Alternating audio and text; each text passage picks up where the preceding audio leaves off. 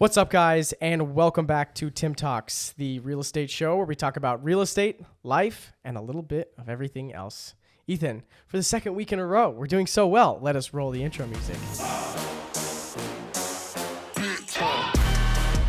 Welcome back to TimToks. Thank you for being with us this week. This week we are back for our second week in a row as we took a little hiatus from this, but we had Peanut Butter Boy on the show last week. That's Ethan. He got that nickname from his love of peanut butter. Yeah, lots of peanut butter. So you can get behind that. We had Peanut Butter Boy on the show last. Yeah, it rolls off the tongue so well. On the show last week, and this week we are back with our guests. It's been a minute since we had a guest on the show, so we're really excited to welcome into the studio today Nokee. How do you say your last name, by the way? Orbase. Orbase. Okay, Yeah. I didn't know if it was Orbase or Orbase. Orbase, they'd probably say it like that in the Philippines. Okay, Orbase. Yeah. Orbase. I like that. Welcome to the show.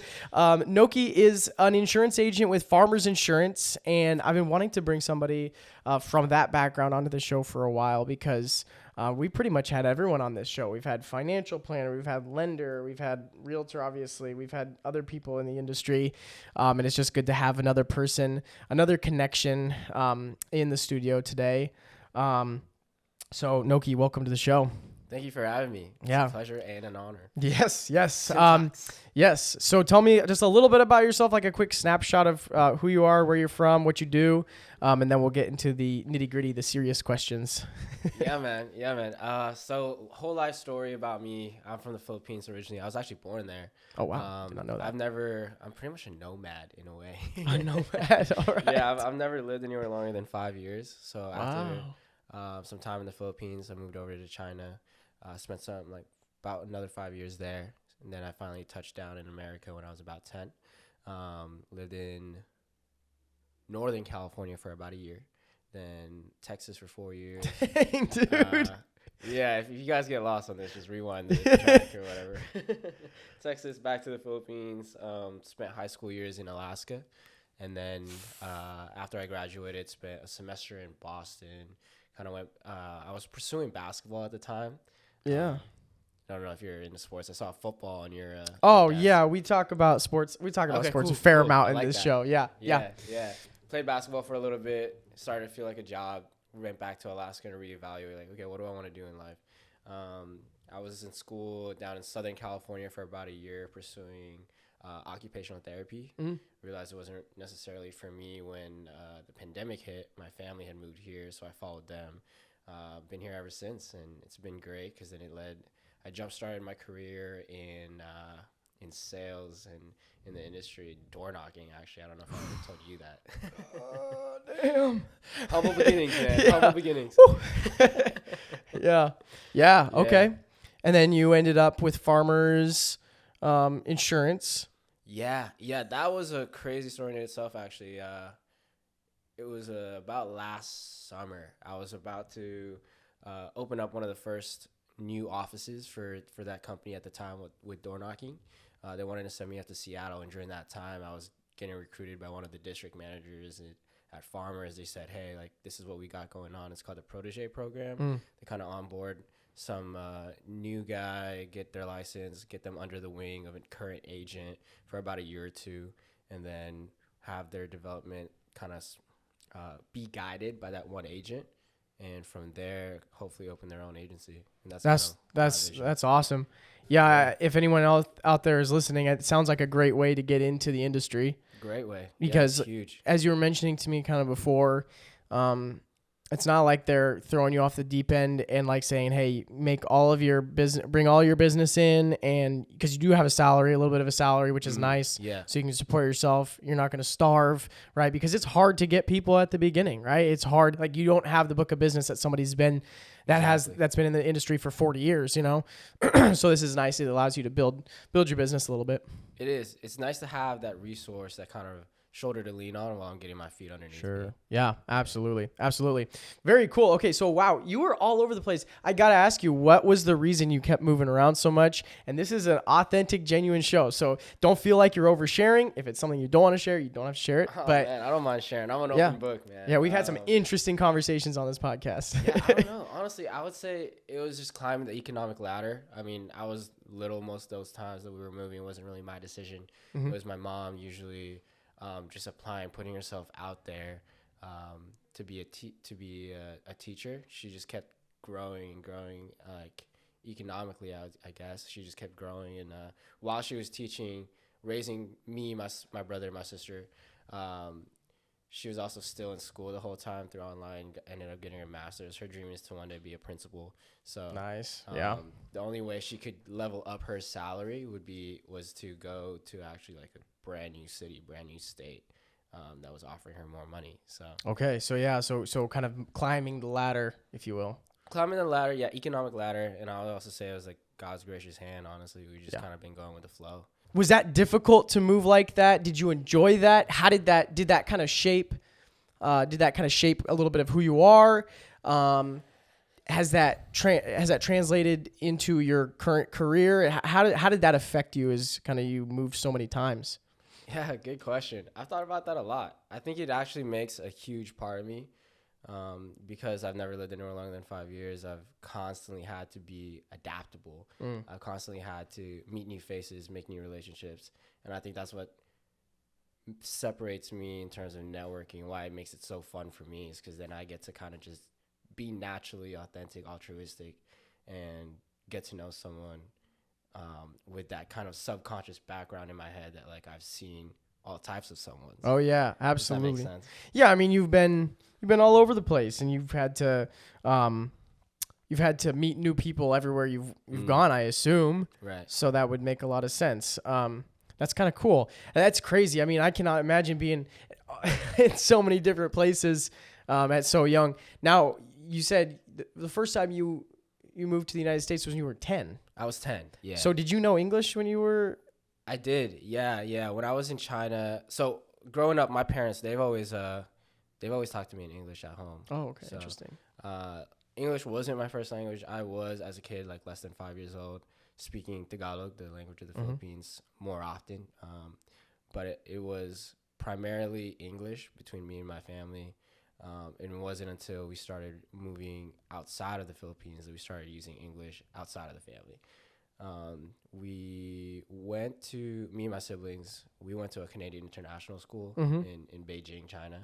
Cool. So that's where I learned English and stuff like that.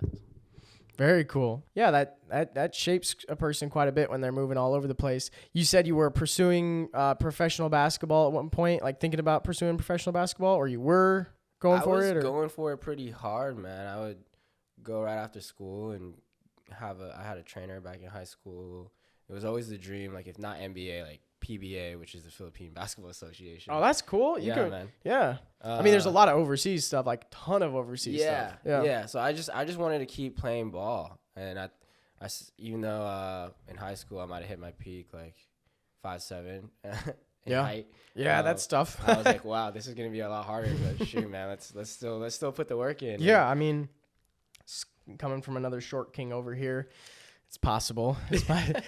Not that I was ever gonna do it. Unfortunately, I was cut from my freshman basketball team in high school, but oh man, I didn't know that. Yeah, that's where the running career started. Okay, to be very fair to me, I would like to, and you know what? Not that this would have had a huge outcome or a huge impact on the outcome, but there was the second day of I got 1 day of tryouts. The second day of tryouts, there was an incident that happened. Like some guy he was strapped with a bunch of knives and guns. He's like coming onto campus at the high school, and he like ran on the campus, and the officers pop had to like gun him down essentially. And so I'm like walking up to the gym entrance, and I hear like pop. And I'm like, what the? Some car's backfiring.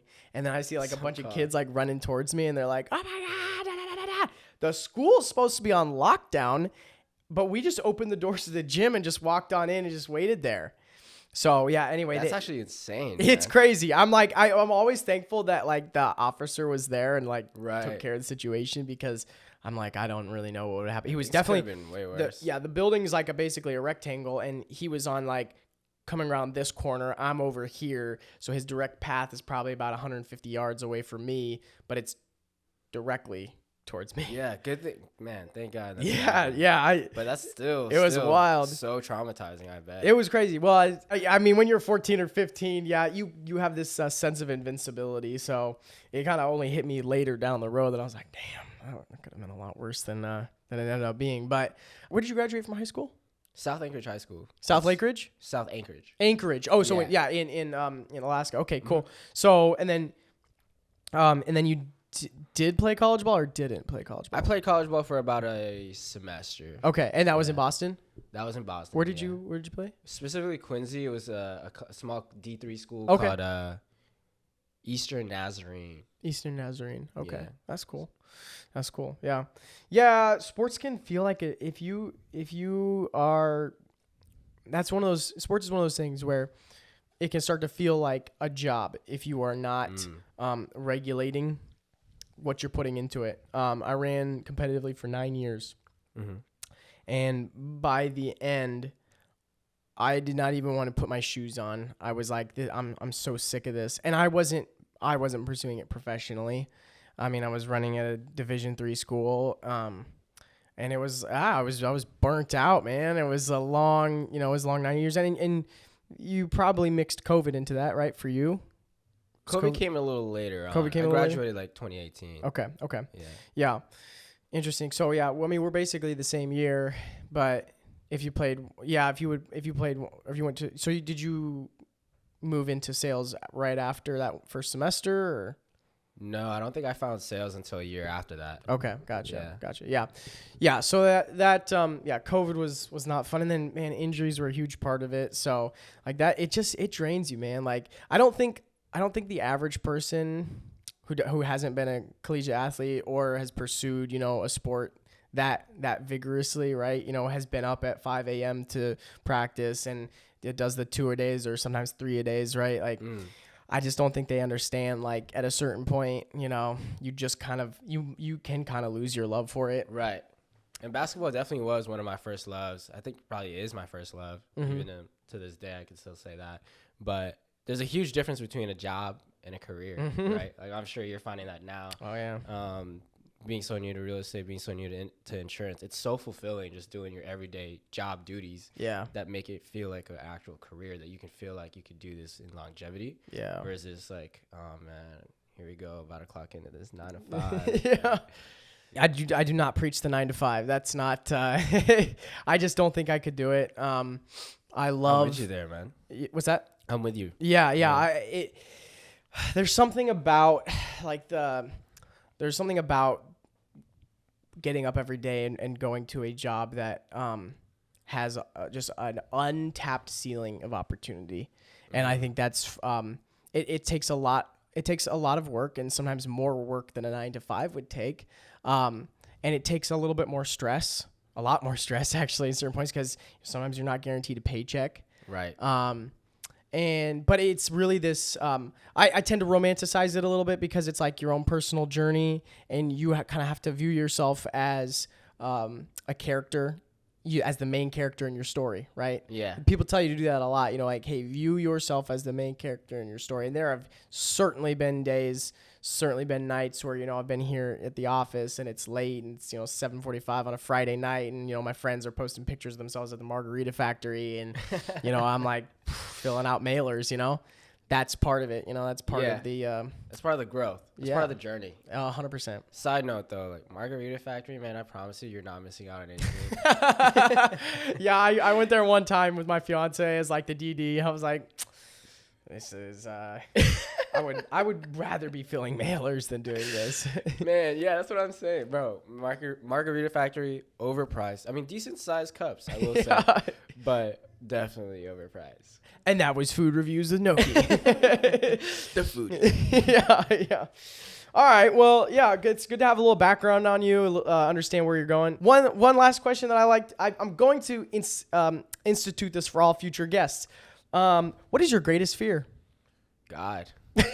That's it. God? Yeah. God is your greatest I fear. genuinely feel like I've tried to battle myself on this all the time, like mentally. Like, Yeah. there's got to be something I'm afraid of. Like, I don't know if you know this about me. I'm a pretty big adrenaline junkie. Like, I love snowboarding. If I ever get the opportunity to skydive, like, I want to do that on my own. All right.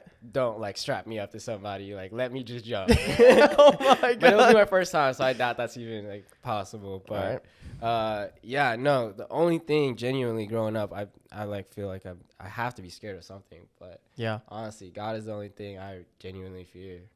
Well, because you said that, now we have to get into it. So, is it a fear? Is it a fear like, I'm like afraid, like, no, like no. I'm afraid of fire, like of forest fires. Okay. That's a fear from like a childhood, like trauma fear. You know, like I used to live in California in Santa Cruz. We had like those wildfires all the time, and I would like see the flames come like licking over the top of the trees, and like I was like, we're dying in a fire. This is how I'm going out, you know? As like a 6-year-old, you know? But I think you're probably talking about a different kind of fear. Yeah, 100%. But man, it sounds like you've got quite the experiences. you got gun shootings at your school. Yeah. You got fires at home. Like, where have you been, man? I come from the streets of Eugene, Oregon. He's from the streets. Yeah. No, yeah. So when I say I fear God, like, I mean that in a way where I'm not like, oh my God, he's scary. Yeah. I mean that in a way like I'm bowing down to him because he's got all the power in the world, like sure, to give and receive or take away blessings. Like he's what I like worship completely, and that's what I mean by fear. Not in a way where like, oh, run and hide. Right. Fear is in like not afraid, but fear in more so like as in something the unknown, you know? Yeah. Like it's a mystery, something so much greater and bigger than you could ever comprehend or understand, or so much more powerful than, you know, like you are like a tiny minuscule blip on the map compared to what this thing is. Yeah, man. Yeah, exactly. Yeah. Does that kind of make sense? 100%. Because I think exactly what you're saying, like, it's not fears and like a runaway and hide. It's a fear of like a kind of fear, you know, like, wow. Great you know? onomatopoeia there. Yeah. It's awe. It's a state of awe, you know. I think that's really, interesting. I don't think we'll probably really ever understand in our lives, but I don't think we're supposed to understand it. That's the thing. We're supposed to trust it. Right. It's kind of what faith is. Exactly. Yeah. I mean, it's like jumping without knowing that there's something there to catch you. Yeah, that's absolutely. Well, that was a really damn good, a good fear for you. The last guy, what did Sean say? It was not being enough. Not being enough. Yeah. That's a valid one too. Yeah. We were like, wow, this actually sparks good conversation. Ask somebody what their greatest fear is. All right. Well, that's good. Definitely. One of the reasons I wanted to bring you on here is because you are the founder of your own network for young people who are getting into or pursuing their passions, pursuing their dreams. Nokee Network, right? Yeah. Is it Nokee Network LLC? That is. It is. Nokee Network LLC. Yes, it's a huge opportunity for a lot of young people in the area. What was just share real quick, what was a little vision, a little bit of the passion behind why you started that group? What inspired you? What inspired me is the most cliche things that you've seen in quotes and in sayings. Mm-hmm. Like the sum of your 5 people is kind of like the direction that you'll go in terms of life. And you know, what is that one famous saying, like show me your 5 friends and I'll show you your future. Yeah, something like that. Yeah. Also like the African proverb of like, if you want to go fast, go alone. If you want to go far, go together. Yep. Those are pretty much to highlight it super quickly. That's the 2 main reasons why I want to be surrounded by like-minded people. I want to be surrounded by people who also want to skip Margarita Factory and put in mailers on a Friday night. Right. Those are the type of people I want to be around. It's rare. It is rare. It's so rare. What do you see? What do you see with young people? The direction of young people who want to. I think like that is, it's an important thing to hone in on. Is the is the scarcity of that mindset these days. I see a lot of stuff on social media. I see a lot of stuff on, TikTok, Instagram about like enjoy the moment, live in the moment, enjoy life. And it's like, I don't think I could enjoy the moment. I don't think I could enjoy life fully the way you're talking about it, in terms of like partying and like going out and having a good time. I don't think I could enjoy that knowing that I'm capable of going to this other place and achieving these goals and achieving these dreams. What do you see out there with young people today and that mindset? Man, first of all, Tim, man, I like you a lot. You've got the same mindset. Yeah, like-minded we got people. so much in common, even outside of mindset. Like, Yeah. we just got a lot of similarities. Yeah. But to answer your question, what I'm seeing out there, this might be a hot take, but I think especially with our age, people our age, our friends, it's glorified to be out there clubbing, like having fun, partying. Mm-hmm. But hot take, I guess, from in my opinion, we can fight about this if you want. But I think that's such a low like way to spend your Friday night. That's like, for what? Validation that you have enough money to pay for some drinks, to pay for your cover fee. Yeah. But like, come on, man. That's like $20 for a cover fee. 5 drinks for $5 is like, I don't know, another $20. That's $40 you could be investing in a life insurance policy. Come talk to me. Yes. Oh, well, it's so true. I saw somebody do a similar calculation for like a year's worth of that, and like that would be the down payment for a house. I don't know if it would actually if you would actually get up to that high. But yeah, some form of an investment. I think that kind of lifestyle, I'm young, I'm going to go out and I'm going to, they call it like living life to its fullest. Right. I'm left there at the end of the day asking, what is full about that? Right. What do you find fulfilling about waking up the next morning being like, damn, my head hurts and my wallet's a little lighter and, I'm tired and, I'm not going to go to the gym because, I'm kind of behind anyway on that stuff. And I just went out and God, my body hurts bad. I can't go out and work out, and I'll probably just spend the day watching Netflix and maybe, pop an Adderall or something. and man, you're off the deep end. You're dark. But that's not that far off. That's real life though. It is. It really is. That's what I hear a lot of people my age doing, and it's funny because I reach out to a lot of people and I ask them like, what can I do to be a resource to you? Who do you know that wants to buy, sell, or invest in real estate? And so many of them, they don't think it's a goal or they don't think it's an achievable goal for them, and it's because they never. And I would say this is kind of unfair. A lot of them are just not applying themselves towards a goal like that. It frustrates me because I, have a lot of friends that went to college and a lot of friends from high school. And it's the same things I'm seeing on their social media pages. And they're talking about wanting to do these different things, but they're never actually going to get out there and get it done. And so that's why I think groups like your network are so important, is because it's taking a group of people who are incredibly serious about what they're doing. And it's kind of one of those like no excuses kinds of groups. So kind of diving in deeper into the young person thing, because like we are the future, right? We are going to be those people. The people that you see right now, 40 years of experience, have that huge book of business. Those were us. Those people were us. We are their old selves. Right.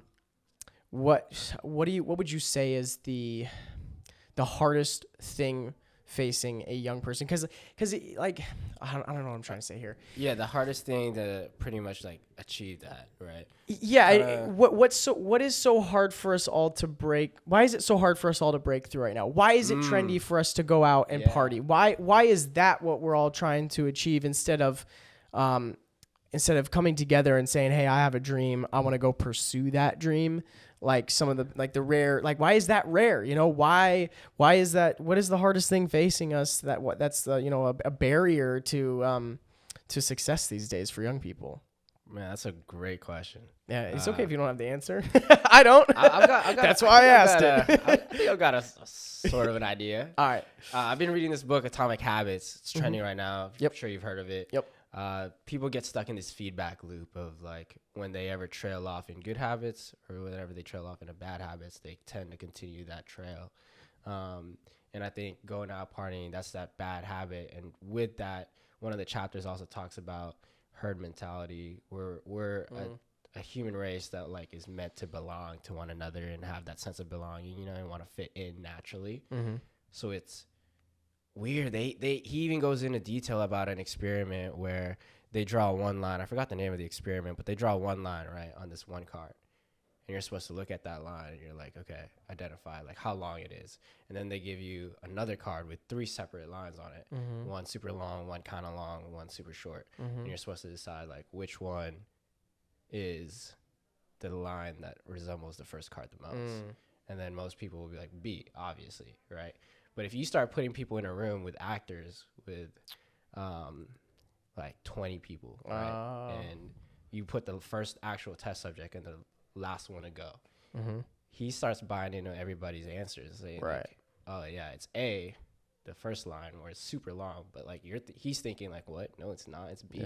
In his gut, he knows he's not supposed to choose A, but he chooses A anyways because everybody else did. And I think the reason why, short answer to answer your question, people find it so hard to break through is because the hardest thing is to get started.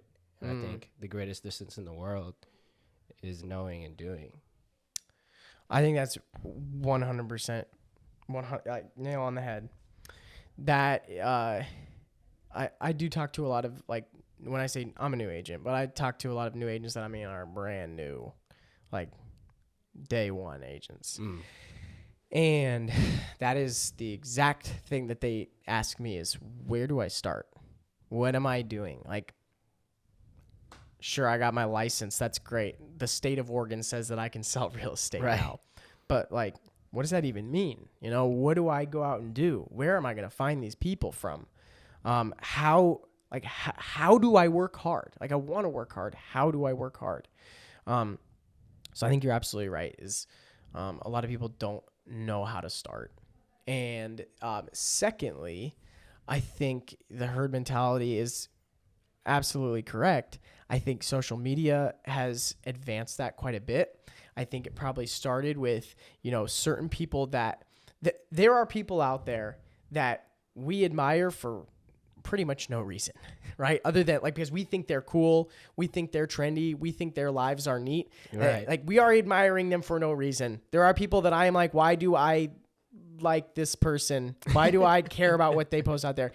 Because they're like, it goes back to just like, you know, the playground in elementary school, the cool kid, the Sandlot days. Yeah, exactly. We follow that, right? We want to be like those people. We have that desire to be like those people. So I think it kind of started with, there are certain people that we look up to for whatever reason, and they're doing those things. So you know what? If they're going out to Margarita Factory and they're posting these, you know, trendy pics with their friends, then I've got to go do that with my friends to kind of fit in with them. Like you said, the herd mentality. So that's interesting. Because I've often wondered that. I've asked, because my fiance, she likes to go out for drinks with her friends. Not a problem. Like, and I definitely, that's like, hey, if she wants to do that with her friends, that's how she enjoys spending time with her friends. She's not going to clubs and going crazy. But I don't like going out to bars and going to clubs and stuff like that. I genuinely, like, even if it was an option, even if that was a fun thing to do, I wouldn't want to do it. It's not something I find fun. So I was asking her, like, why do you guys do that? I asked her, like, why do you go out to, like, why wouldn't you go to, like, I would go to like Langer's, which for those listening that don't know what Langer's is like a bowling alley. It's like, they got an arcade, they got rope climbing shit everywhere. It's like, you can get drinks. It's like a bar. You can get drinks. But you can also like do things, right? Yeah. And she's like, well, that's not, it's not fitting the aesthetic. And I was like, she said that? Yeah, it doesn't fit the aesthetic. So I was like, oh, interesting. So yeah, it is kind of a status thing. It is like a trendy thing. And yeah, I have no interest in that whatsoever. So if you came on this show hoping to hear the trendiest places in town, you've come to the wrong place. I think that's okay too, though. Which, by the way, like you said, fiance like 5 times now. So jealous, man. So happy for you, though. Let's talk about love, shall we? Man. Good for you. It must be nice, though. It really must be nice. But my girl's actually the same way. We actually talked about this just last week. Okay, you've got a girl. Okay, so what are you complaining? Not Beyonce, though. Okay. Beyonce, Well, ballsy. Nice. He's married. Oh, there's levels to this. Yeah. Yes. Yeah. What's holding you back? What's holding you back? That's a good question. She won't listen to this. It's okay. You can say whatever you want to say. That's a good question. We might have to leave that for the next episode. We'll see where we're at that time. All right. Yeah. Sorry, continue. I interrupted you. No, yeah, that's a good question. Last week, though, we were literally just talking about this, that it genuinely brings her fulfillment to be able to have money, not just for herself, but to be able to buy some drinks for her girlfriends and even her guy friends. Like that's something she just genuinely likes to do. And I think that's just like a personality thing. And there's nothing wrong with it. I think for me, the only reason why I'm with you on that, it's not my preference on how I want to spend my Friday night. I think the reason why I do that is because I would rather, I'm thinking about later too much. Yeah. I'm thinking about the future too much, that I'm like, it's not worth it. I couldn't even put myself in that. It's kind of like boundaries, you know? I agree. I think it's just that is so far from what I'm caught up in right now. I don't spend money on things that I don't really need to spend money on. I want to invest in my future, right? I think a lot of us that are driven and motivated and passionate about what we're doing, I think a lot of it is caught up in the future, like you said. Not necessarily worrying about the future for me, but it's about wanting to build a future for myself, a foundation. Well said. Yeah, well said. I like that. I think it can get, I think there's a point where we can get a little too caught up in it. There are times when I have to look in the mirror and give myself a reality check and be like, hey, yeah, your dreams and goals matter, but you cannot sacrifice every friendship out there to make that happen, right? You're going to have to sacrifice certain friendships if people are not following along with kind of the trajectory that you're on. You have to do that. But also, if your fiance wants you to go out to a bar with her and her friends, and that's one night out of 3 months or so, you know, make it happen. You know, right. There's a balance where, you know, burying yourself in work and getting obsessed with it. Like, I would say I'm obsessed with real estate in a good way, but you can get obsessed with things in a bad way. And so, I think I have had those reality checks before where I'm like, okay, I need to see the clear picture here. Am I sacrificing worthy friendships? Am I sacrificing things that I should be caring about, you know, to make this dream happen for myself? And it's rare, but every now and then I'll be like, yeah, I need to pull back on the reins for a second and say, okay, center yourself. Go do what needs to get done that evening. Go out and drive people to the bar or whatever. But I think that's kind of an interesting piece to add to it because, it can get dangerous if you get overly obsessed with it. I agree, man. I think I'm pretty obsessed with my career as well too. Like I can get so obsessed. Like even just last night, I couldn't get off my phone, couldn't get off the website that I'm trying to work on until like 2 a.m. And I'm up at 5. Like it's bad. Some days it's really bad. But that's what like fearing God is so important is that you can kind of like lean on Him, kind of have that easy yoke per se. You know what a yoke is? Yeah. Olden days stuff. Yeah, I don't know. We have yokes these days. They're called barbells.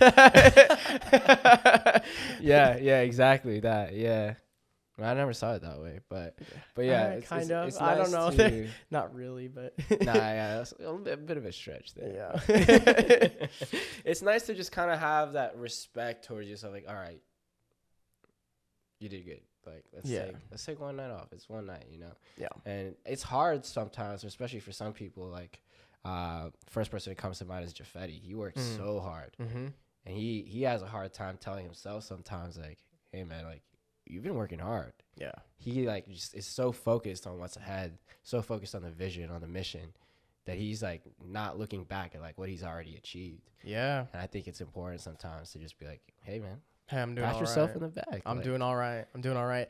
I think the biggest piece of that is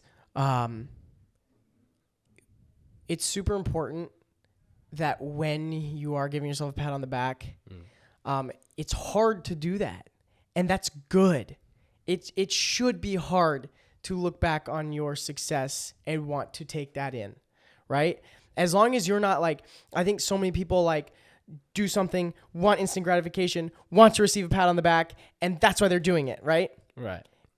When it's kind of flipped and you're doing something and you're going after your goal and that's all that you have eyes for, you're just tunnel vision on that. Stepping back and giving yourself grace is really difficult, but if it's difficult, then you know you're doing it right.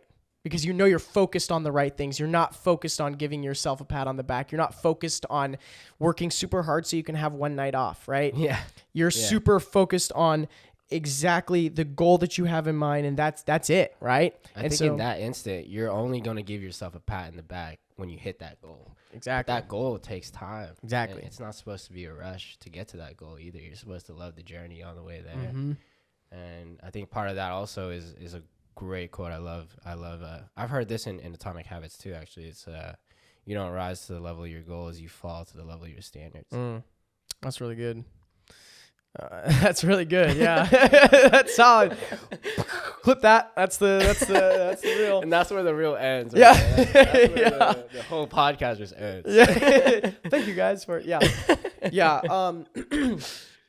I actually didn't really start looking up to him or studying him really actually until after his death, but Kobe Bryant. Kobe. I started seeing some of his reels come along Instagram, is some of the interviews that he did. So I started to kind of look up a lot of his sayings, and a lot of stories about him and kind of what he would do to pursue excellence. And he was absolutely obsessed with his craft. Complete tunnel vision. But one thing that Kobe did really, really well was he made sure to take time and spend it with his daughters and cultivate a real relationship with Vanessa, his wife. Yeah. And he would take time after every day to go be with Gianna and his other kids and take that time to nurture them as a father should do, even though he was radically obsessed with his career and his craft. And I think that's that was a huge lesson for me when I learned that, because at first I was just like, yeah, I got to be like Kobe. I got to just not think about anyone else. I got to only think about the journey that I'm on, the goal that I have. And then I realized, wait, no, even the guy who, of all the role models that I've had, was the most obsessed with his work, made sure to take his moment to spend it with the right people that he needed to spend time with. I think I love that. Yeah, it was huge. And he was actually kind of like what you were saying about it's the journey. He had a huge quote about that too. And I think it was basically something along the exact lines of what you said. It is absolutely not about the finish line. It's about the journey to get there. You gotta. He didn't actually. I don't remember if it was him saying this or one of somebody who was really close to him that was saying this. He didn't actually enjoy the games. He enjoyed getting 4,000 shots up in the gym afterwards. Wow. Yeah. Like that was not like the journey, the end goal was not dropping 81 against the Toronto Raptors. It was being in the gym. Post game. Stadium empty. Yeah. Free throw line. Yeah. Or pulling up at the elbow. Whatever. And that's what it's about. Wow. So, I love that. Just leave our listeners with the biggest piece of advice that you have that you've learned yourself or you've heard from somebody else for young people today. What's just one nugget you can give them as we part ways today? What's yours? Oh God, you put me on the spot, man. Be consistent. Be consistent in everything you do. Do not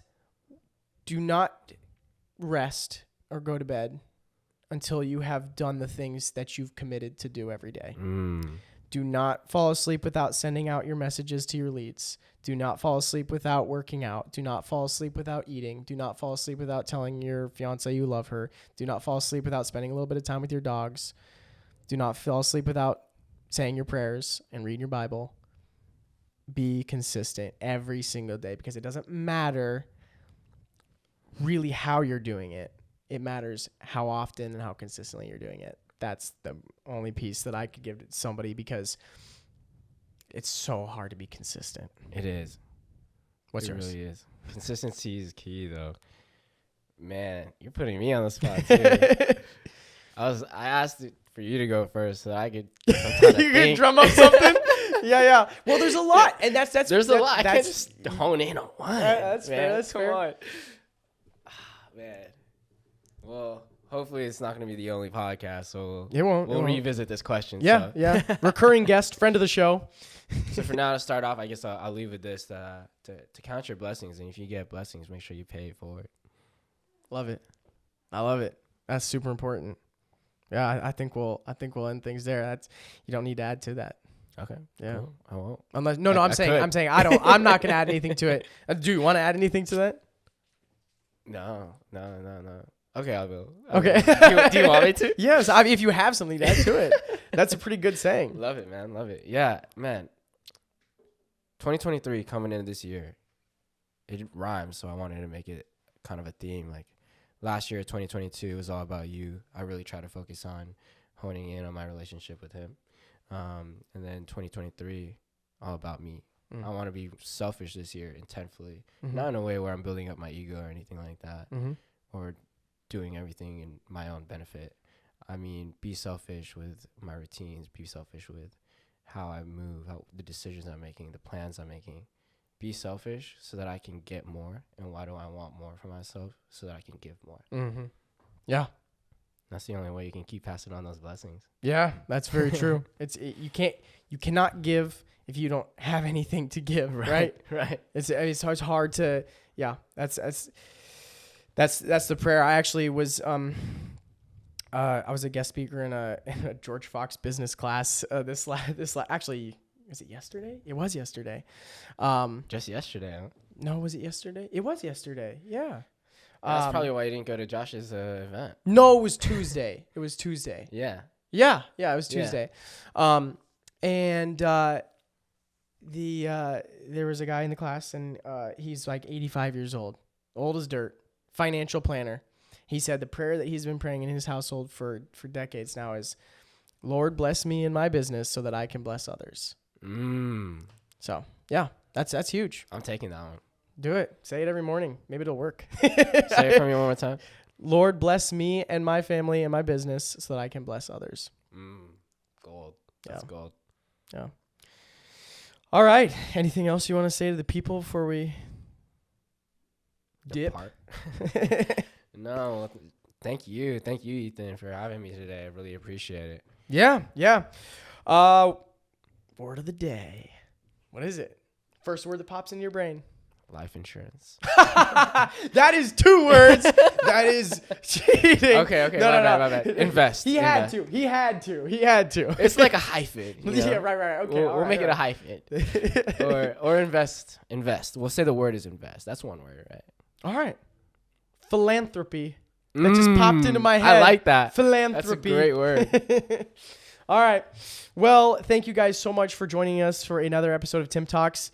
I really hope you enjoyed taking away a little bit about what it's like to be a young person that is hustling and going towards their dreams vigorously, with passion, with effort, every single day. I hope there were some lessons for you guys to take away from that. You know the drill. Go ahead, like, follow, subscribe, drop us a comment. You'll probably see us on Instagram before anything else, but if you see us on YouTube, show us some love there as well. Spotify, Apple Podcasts, the whole shebang, the whole deal. We will be back next week with another guest as we continue to be consistent with our podcasting. All right, guys, hope you have a killer week. Go out, get your goals going, get things done. Love y'all. See you next time. Ethan, roll the outro music.